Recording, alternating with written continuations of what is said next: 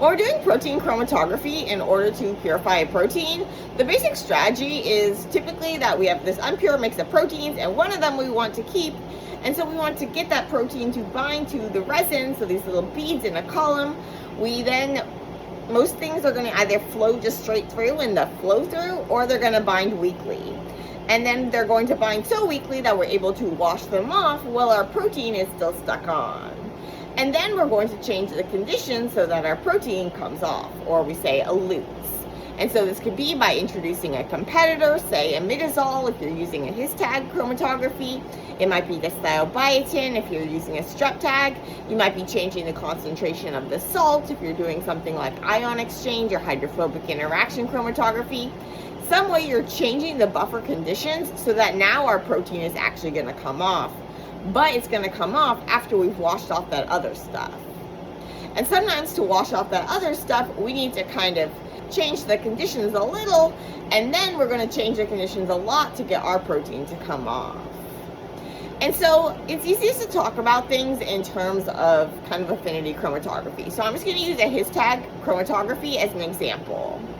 It's really common, and basically you have this column and it's going to have a metal on it. And so this one's nickel. Most of the time you use nickel, sometimes you use like cobalt and stuff. And then you design your protein so that it has a his tag on the end. When we say a his tag, that's basically just a string of histidine residues. And histidine is able to bind to the nickel in the column, and because you have the string of it, it's kind of like a Velcro effect where your protein is going to latch on really, really tightly. And then most stuff is going to just flow through, but some stuff is going to just kind of like non-specifically bind. Because histidine, well, proteins have histidine, is kind of like scattered around, and so you might get some non-specific binding.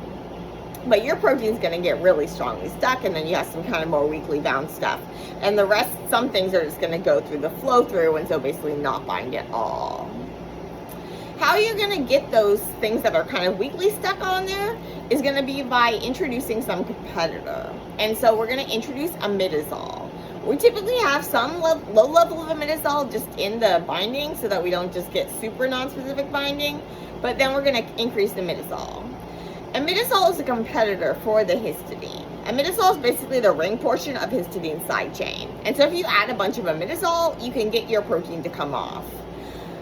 But you can also then, because you get to come off with the other proteins that were weakly bound. And so if you add a lot of imidazole, you can get your protein to come off. And if you add a medium amount of imidazole, you can get those non-specific binders to come off.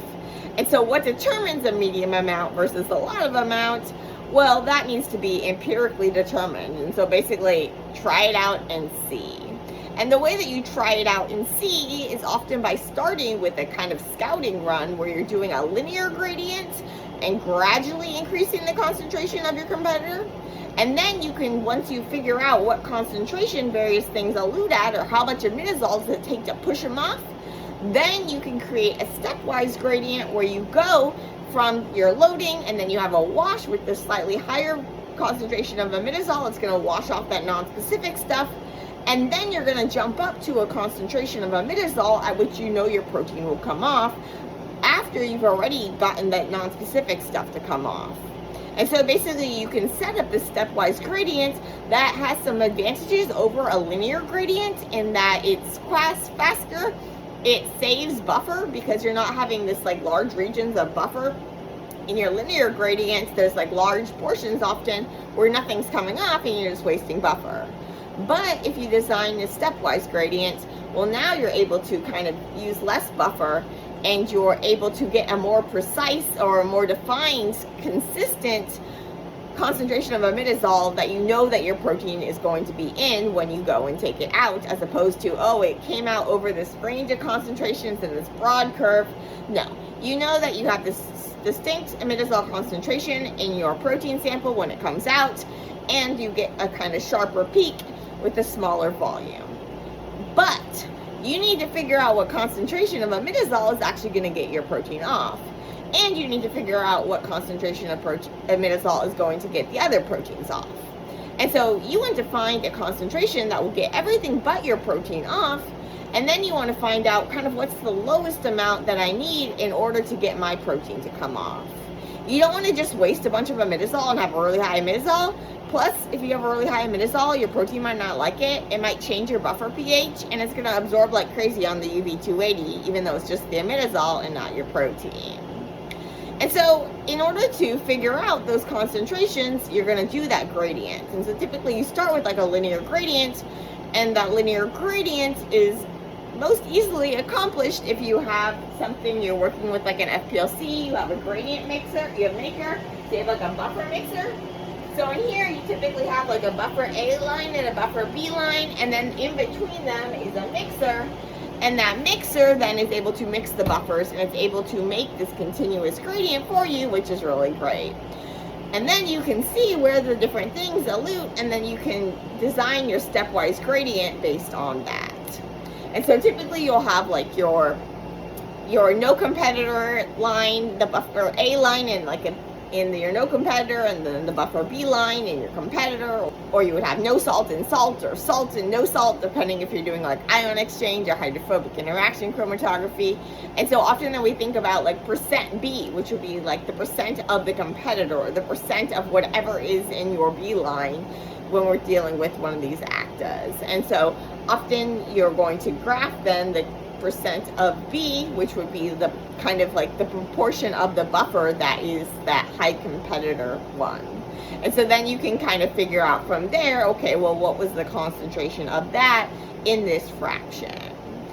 If you don't have a gradient maker, you can kind of mimic it by taking their two buffers. So say your no imidazole and your high imidazole. And I say no imidazole, but typically we start with some imidazole there so that we don't just get like super duper non-specific binding. But often it's easiest to just make a no imidazole and a high imidazole and then kind of like start part way up. But you've got these two buffers, and then you can kind of manually mix portions of them in order to increasingly increase the concentration, but in a stepwise manner, kind of like a staircase as opposed to just like a ramp. And then from there, you can figure out like what stair were you on when different things came out. And then you can design your elution strategy so that you get your protein to come out after you already gotten that other stuff to come out. And you can also, when you're doing one of these linear ones, then it kind of allows you to see, okay, well, maybe I can actually increase the concentration when I'm binding to try to avoid some of those non-specific things coming on in the beginning, because I know that I need to get to much higher concentrations in order to get my protein off than I do to get those off. And so it's okay if I start with a higher concentration of imidazole. Typically too, you're going to end with like a high wash, high concentration of your salt, or a high concentration of your competitor, like a really high, in order to just clean off the column, anything that's really stuck on there. So it's all about strategy, and again, I'm talking in terms of imidazole, but the same thing holds true for most of the forms of chromatography we do, except for size exclusion chromatography, where that is an isocratic elution. So when we say isocratic, it means it's just single buffer, whereas in most cases we're using at least two buffers, and then we're kind of changing the buffer in order to get our protein to come off, as opposed to size exclusion chromatography, where it's a single buffer, but proteins are moving through the beads at different rates, because the beads have these little pores that only the smaller things can actually access, and so the bigger guys take detours. But they're taking detours in the same buffer as everybody, whereas with this, you have these changing buffers, and the change in the buffers is going to get your protein to come off, but you don't want to just jump right up. You want to do it piecewise so that other stuff comes off, and then your protein comes off, and your protein comes off, and you can go get it, and it's nice and pure and all by itself. Well, sometimes you got to use some more purification, because typically it's not super pure at the very first step.